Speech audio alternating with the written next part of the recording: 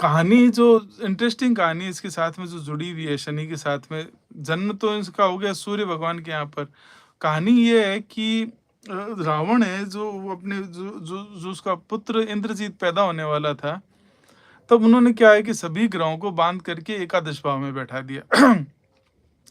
एकादश भाव सामान्य तौर पर फुलफिलमेंट ऑफ डिजायर का, जो इच्छाएं हैं हमारी, जो भी कामनाएं हैं, जिसके लिए हम देवताओं से प्रार्थना करते हैं, उन कामनाओं को पूरे करने का जो भाव है वो एकादश भाव है।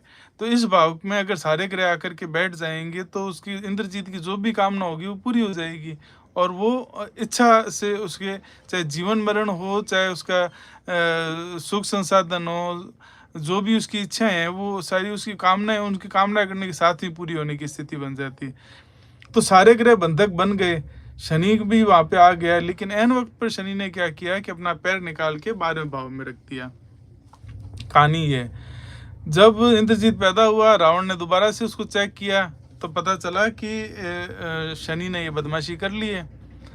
इस बदमाशी से कुपित होकर के रावण ने शनि की वो जो टांग जो उसने आगे निकाली थी वो तोड़ दी। इससे शनि महाराज आज भी लंगड़ा करके चलते हैं। ठीक है। अब दूसरे इसके साथ में ये है कि फिर उनको बंधक भी बना लेता है वो।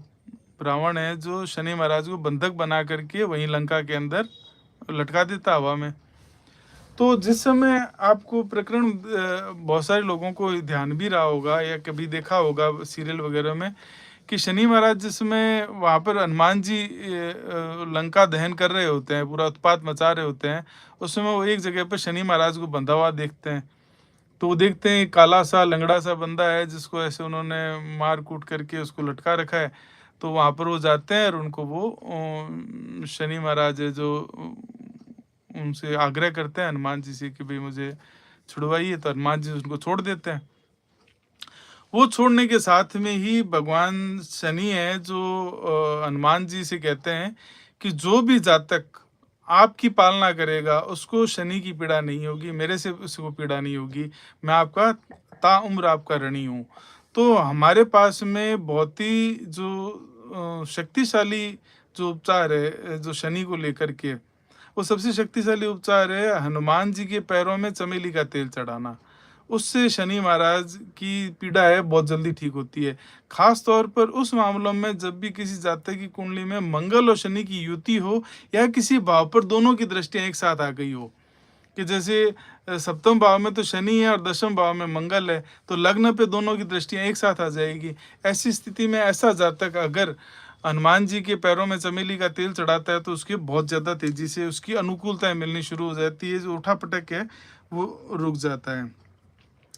अब इसकी पोजीशनिंग की बात करते हैं कि ये है ना मकर और कुंभ राशियों का अधिपति है। तो इसको देखने की बात है कि सूर्य का तो पुत्र है और उसका प्रबल विरोधी है सूर्य का। इस वजह से सूर्य की राशि सिंह है, इसके ठीक विपरीत में कुंभ राशि है, उसका अधिपति ये शनि बन गया। चंद्रमा से भी शनि की नहीं बनती, क्योंकि चंद्रमा भी नैसर्गिक रूप से तो माता है ना, तो उससे भी शनि की नहीं बनती। तो जब भी शनि चंद्रमा के साथ आता है वो चंद्रमा को पीड़ित कर देता है, और जिस जातक की कुंडली में शनि और चंद्रमा की युति होती है उसे पुनर्फू कहा जाता है ज्योतिष की भाषा में। तो ऐसा जातक मानसिक रूप से अवसाद और एंजाइटी के बीच में झूलता रहता है। तो इसकी जो कर्क की राशि है वो कर्क, जो चंद्रमा की राशि है वो कर्क है, तो कर्क का भी जो सप्तम भाव में उसकी ठीक एंटी में है मकर राशि। तो शनि की दो अधिपत्य वाली राशियां हैं वो है मकर और कुंभ राशियां, जो ठीक सूर्य और चंद्रमा के विपरीत है।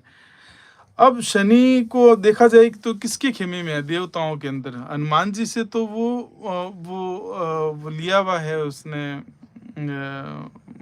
उनके एहसान के नीचे दबा हुआ है, इसलिए उसके जो हनुमान जी के जो भी आराधना करते हैं उन सब के ऊपर शनि महाराज जी की कृपा रहती है। लेकिन अगर देखा जाए देवताओं के समूह में सबसे करीब है ये भगवान शिव के। तो ये खुद भी नीलन इसका नाम है, और जो भगवान शिव है उनका नाम है नीलकांत।